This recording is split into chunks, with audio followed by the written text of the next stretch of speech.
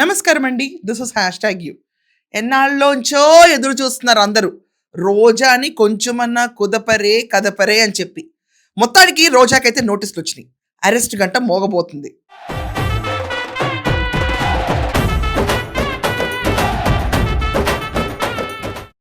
Arrest అని ఎందుకు అంటున్నారంటారా? ఈమె గనక 30వ తారీఖు ఇన్వెస్టిగేషన్ హాజరు కాకపోతే డైరెక్ట్ అరెస్టే ఇక్కడ క్యాండిడేట్ జరిగేది.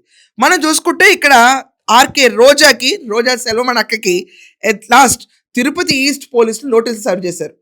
నోటీసులు తీసుకుంటే చాలా నవ్వుతా తీసుకుంటుందండి. అదేంటో విచిత్రంగా అనిపించింది నాకు. ఎక్కడన్నా ఎవరన్నా సామాన్యులు అనేవాళ్ళు నోటీసులు వచ్చినాయి అనుకోండి, ఏంటి మాకు ఇది అని చెప్పి ఆలోచించాలి. ఆహా, అదేం లేదు. రోజా సెల్వమణి మాత్రం రెచ్చిపోయి నవ్వుతా నోటీసులు తీసుకుంది. ఇది రాజకీయ కక్ష అని చెప్పి మొత్తం ముసుగు మార్చేసింది. అక్కడ ఆంధ్రజ్యోతి పత్రులను తగలబెట్టినందుకు, అట్ ద సేమ్ టైం రెచ్చిపోయి మాట్లాడినందుకు అక్కకి నోటీసులు ఇచ్చారు. రా ఇంకా నువ్వు అని చెప్పి. ఈమె పైన ఆడుదాం ఆంధ్ర కేసు అక్కడ పెండింగ్ ఉంది. కానీ దానికి మాత్రం ఈ రోజు దాకా సింగిల్ నోటీస్ ఇన్వెస్టిగేషన్ కూడా పెరవలేదు. అరెస్ట్ మాట పక్కన పెట్టండి. మనం ఎన్నో జన్మల పూజ చేసుకుంటే తప్ప, పుణ్యం ఉంటే తప్ప ఆంధ్రప్రదేశ్ రోజా అక్క అరెస్ట్ అయిందనే విషయం చూడం. కానీ రాధాకృష్ణ గారి పత్రులు తగలబెట్టిందనే విషయం పైన అయితే కోసాలు కదిలిని.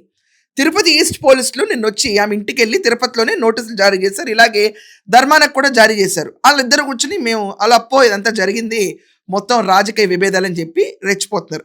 వీళ్ళ ఆరోగెన్స్కి, వీళ్ళ యాటిట్యూడ్కి, వీళ్ళకున్న యాడమెన్సీకి ఇంకో మాట నేను అనలేను ఇక్కడ. ఖచ్చితంగా 30 తారీఖు రారు. రాకపోతే అరెస్ట్లు గంట మోగుతుంది. వాళ్ళకి కావాల్సింది కూడా అదే. ఇప్పుడు రెచ్చగొట్టచ్చు. సో రోజా ఆ రోజు జస్ట్ ఆంధ్రజ్యోతి పత్రులను తగలబెట్టడమే కాదు, రాధాకృష్ణ గారు అక్కడ అన్నదేంటి, వైఖరి గురించి. గొడవ జరిగింది ఏ విషయం పైన?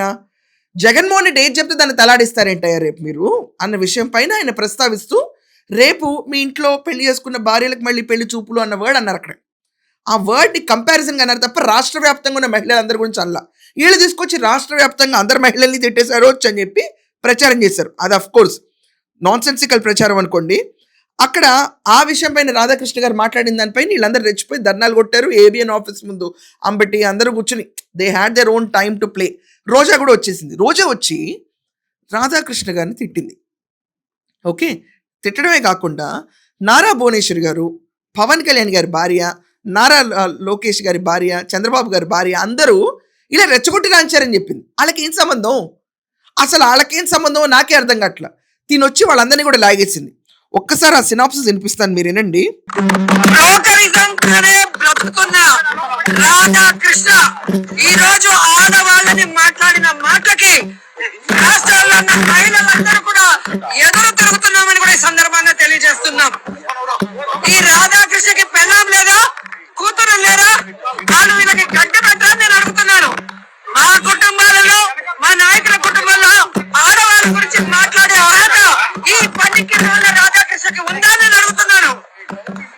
ఒక డొక్కు సైకిల్ మీద వచ్చిన రాధాకృష్ణ ఈ రోజు 1000 కోట్లకి ఎదిగాడు అంటే ఏ విధంగా చంద్రబాబు నాయుడికి బ్రోకర్ గా పనిచేశాడు, ఏ విధంగా ఎన్టీఆర్ ని దించినప్పుడు చంద్రబాబు నాయుడు ఇచ్చిన సూట్ కేసుల్ని మోసాడో అందరూ కూడా గమనించారు. ఇది రోసయ్య గారు కూడా అనేక సందర్భాల్లో చెప్పడం జరిగింది.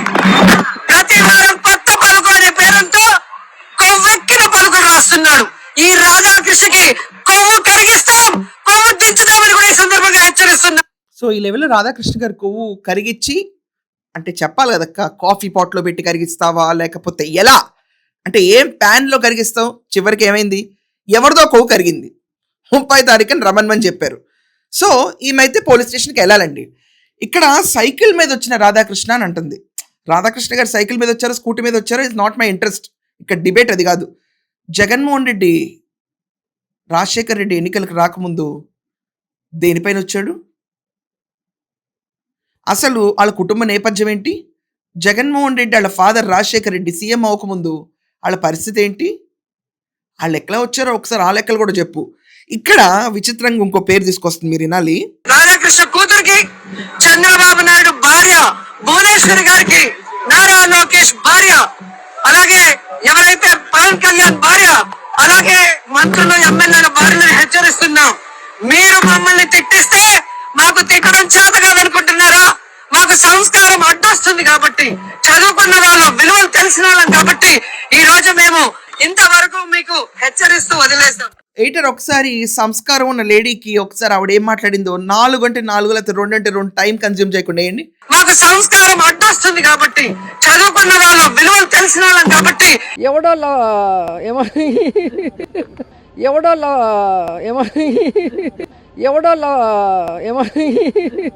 మాకు సంస్కారం అడ్డొస్తుంది కాబట్టి, చదువుకున్న వాళ్ళ విలువలు తెలిసిన వాళ్ళం కాబట్టి. ఆ రోజు ఎందుకు నువ్వు మాట్లాడలేదు? నీ నోట్లో ఏమన్నా హెరిటేజ్ ఐస్ క్రీమ్ పెట్టుకొని ఉన్నావని అడుగుతున్నా. సో ఈ సంస్కారవంతురాలు, అధికంగా చదువుకున్న మేధావి, ఫిలిం సెలబ్రిటీ, ఎక్కడ పాదం మోపితే అక్కడ బడేల్మనుకుంటూ మొత్తం దడేలు చేసే కెపాసిటీ ఉన్న రోజా సెల్వమణి ఆ రోజు వెళ్ళిందేంటి, మాట్లాడిందేంటి? వీళ్ళ భార్యలందరూ ఏం చేశారండి బాబు? వాళ్ళెందుకు రాపిస్తారు ఈ రాతలు? మొత్తం చొలగబొట్టేసి, మొత్తం చుట్టేసి చివరికి బురద మట్టి కొడదాం అని చెప్పి ఈ క్యాండిడేట్ని పంపిస్తారు. ఈ క్యాండిడేట్ రెచ్చిపోయి అందరినీ తిట్టొస్తుంది. ఏదేమైనప్పటికీ ఒళ్ళు మండి ఇంపైన కేసులు అయితే పడిని 30వ తారీఖున ఈమెని పోలీస్ స్టేషన్ హాజరమ్మన్నారు. హాజరైన తర్వాత ఎక్స్ప్లెనేషన్తో సాటిస్ఫాక్షన్గా లేకపోయినా, ఈమె హాజరు కాకపోయినా ఈమెకు మాత్రం అరెస్ట్ ఖాయం. సో రాధాకృష్ణ గారి కొవ్వు కరిగిద్దామని వెళ్ళి రోజా అరెస్ట్ అవుతాం. నిజంగా నాకైతే ఒక రకంగా నవ్వు వస్తుంది.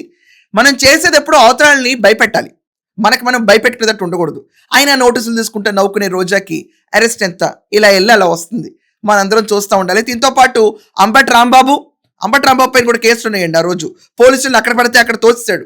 ఏంటి ఆ చిన్న మొక్కని ఉంటే వేయండి, లేకపోతే టైం వేస్ట్ అనుకుంటే వదిలేయండి. సో ఈ అంబటి రాంబాబు, దాని తర్వాత ధర్మాన, వీళ్ళందరూ చేసిన ఓవర్ యాక్షన్కి ఆ రోజు మరి గట్టిగా కదులుతుందేమో చూడాలి. సో మీ అందరి ఒపీనియన్ ఏంటి? రోజా ఇన్వెస్టిగేషన్కి వెళ్తుందా? అండ్ ఈ టోటల్ ఇష్యూలో చంద్రబాబు నాయుడు గారు, లోకేష్ గారు, పవన్ కళ్యాణ్ గారు వీళ్ళ భార్యలు ఏం చేశారండి బాబు? వీళ్ళని ఎందుకు లాక్ వచ్చింది? వీళ్ళకి ఎందుకు వార్నింగ్ ఇచ్చింది? దీనిపైన మీ ఒపీనియన్ ఏంటో రాయండి. That's all for now. Thank you.